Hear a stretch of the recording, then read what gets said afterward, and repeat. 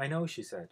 "What a great evening this will be. Mr. Gore will be so proud of us. I started to put in the notes. Come share an evening with Al Gore. Though that wouldn't have been entirely honest, because we have the film, not the man himself. Purcell said none of them would come if they thought Mr. Gore would actually be here." "When he gets the checks," Mark said, in a gentle reminder that the former vice president would probably never know how much they'd personally contributed to environmental fundraising, "he'll be so pleased." "Yes, of course," Toddy said. "I've got the mailing envelope ready." If she sighed very gently, Mark was not going to offer any rebuke. His wife was amazingly optimistic, so much so that she already put her stamps on the envelope. He was afraid she was in for a disappointment. Their trip into the city in their Prius was a silent one. Dina and Purcell, dressed to the teeth in up-to-the-minute designer finery, followed in their own Lincoln town car. Mark was mentally reviewing all the arrangements, and perhaps Toddy was saying a quiet goodbye to the country she loved so much. When they reached the outskirts of Boston, they followed the route to the venue. It had been chosen with some difficulty, and Toddy and Purcell had debated fiercely about the selection. The location had to be quirky enough to engage the invited guests, but the party couldn't be held in any of the beautiful hotels or restaurants Boston had to offer. Toddy had designed the evening to be an expression of her own nature, and crowded areas just didn't fit in with that expression. Toddy had handwritten each invitation, following Purcell's model. After the correct opening salutation, each one read, "Mark and I hope you will come to Mark's offices at the Huntley Building at 8 o'clock on October 10. We'll provide further transportation after that. We have an evening of surprises for our very select group of guests. In addition to enjoying your company and an excellent meal, we're touting our favorite charity, so please don't forget your checkbook. We hope to see you then. Toddy Makepeace." The Huntley was a respectable downtown Boston office building. Though this was an odd invitation, Toddy and Purcell were hoping the Makepeace name and fortune and the Huntley's staid but lavish appearance would stoke the guests' curiosity while making them feel secure. Not all of the 26 invitees had accepted. There had been 8 refusals, 15 acceptances, and 3 of the proposed guests hadn't let the Makepeaces know one way or the other. "So rude," Toddy had told Mark, her sweet face looking anything but sweet for a moment. "But of course the ones who've accepted are all bringing escorts, so 30 for sure, and the most important guests have said yes." After they arrived in the city, the Colvilles and the Makepeaces parked their cars at the party venue and got a ride to the Huntley from one of the hired staff members.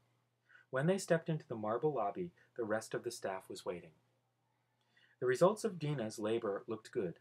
The people she'd hired were dressed in white serving jackets and black pants. They were all attractive and smiling. They'd been extensively prepped. At this pre-party pep rally, Todd gave them even more careful instructions and handed them their paychecks in advance. The 3 women and the 6 young men, all apparently in their early 20s or younger, looked very happy. Toddy got more and more anxious as the party time grew near. "Oh, Mark," she said, "I hope this all goes well." "Darling, it's a win-win situation," Mark said. "If our guests see the error of their ways, we'll have a lot of checks to contribute to environmental issues. If they don't, well, we'll have the satisfaction of having done our best in our own way." Toddy nodded, determination in every line of her rounded face. Then a car pulled up to the lobby, and Toddy prepared to greet the first guests. To her delight, the first arrival was James Jeffrey Jameson, looking even more like a blonde frog than he had in his picture. Jameson was accompanied by a ravishing young woman who was not Mrs. Jameson. Though Toddy realized this was an insult, she greeted Jameson with apparent delight and introduced him to Mark. Other guests arrived almost immediately on Jameson's heels. Unmarried EPA Inspector George Puffman arrived with a young man he introduced as Selim, who appeared to be Puffman's bodyguard. Puffman didn't seem to be relaxed. In fact, he looked around him with suspicion. But Toddy greeted George Puffman, Selim, and all the subsequently arriving guests with an optimistic cordiality. And Mark, too, was at his best, asking all the right questions about their welfare, their business ventures, their sports opinions. Mark was quick to learn all the names and relationships of the guests' escorts, too. Toddy reflected, not for the first time, that she'd been incredibly lucky to find Mark. The Colvilles acted as backup hosts, stepping in when any guest looked abandoned. Dina and Purcell definitely had on their party faces. They were dazzling in their charm and animation. Dina herself made a point of collecting the invitation notes. To her pleasure, each guest had remembered to bring it. When all the guests had assembled and their cars had been parked in the building's garage, a gaudy bus pulled up to the doors. The guests exclaimed in confusion or derision or good humor. I don't think any of them have ridden in a party bus before, Mark murmured. He hadn't himself. He hadn't even known they existed until Toddy had shown him a brochure. Come on, friends, this is the easiest way to get you all to dinner, Toddy said gaily, and because they would have been embarrassed to do otherwise, the guests climbed on board the bus. The driver, a dark, almond-eyed young woman with dreadlocks whose name tag read Marchesa, gave them a cordial nod as they boarded. Despite the presence of his mistress, James Jeffrey Jameson visibly appreciated Marchesa's appearance. He chucked her on the cheek as he passed. He said something to her that sounded to Toddy like, "Hey, dark meat." That puzzled Toddy, who'd never heard the expression. Marchesa didn't seem to take offense. In fact, she looked pleased. The hired servers had left at least 15 minutes before the huge vehicle began to roll through the dark streets, the guests gaping around at the bus's cheerful disco lights and the liquor cabinet. Another server, whose name tag read Paula, began passing around glasses of wine. Conversation between the guests began to flow more easily, and finally the party began cohering. The Makepieces and Colvilles circulated like mad. In fact, the guests were already in the dingy warehouse area, close to the water, before they knew it.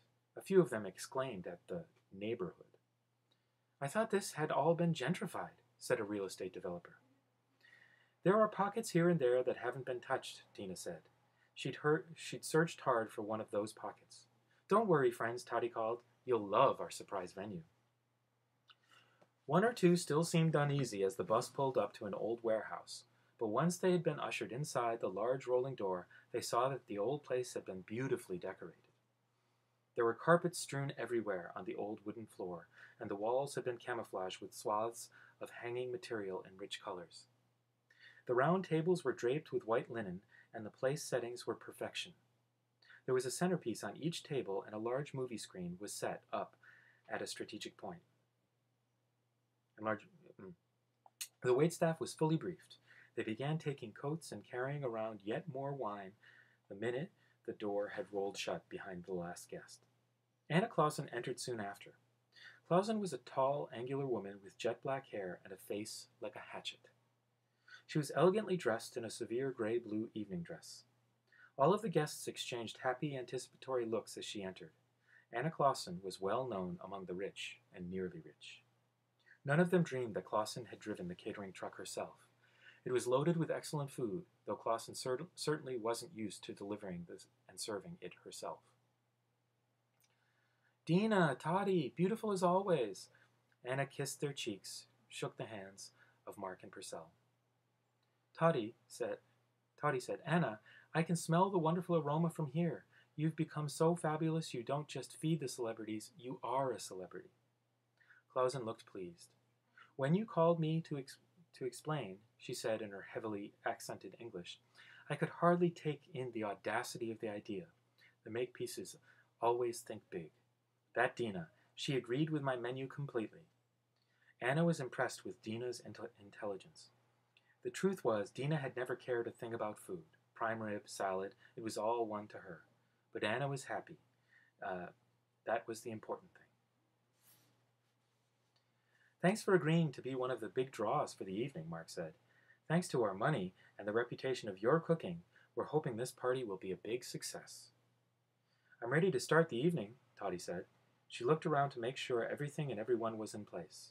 The waitstaff was circulating with a so-so choice of wines. No reason to waste money, Mark had decided, and hors d'oeuvres.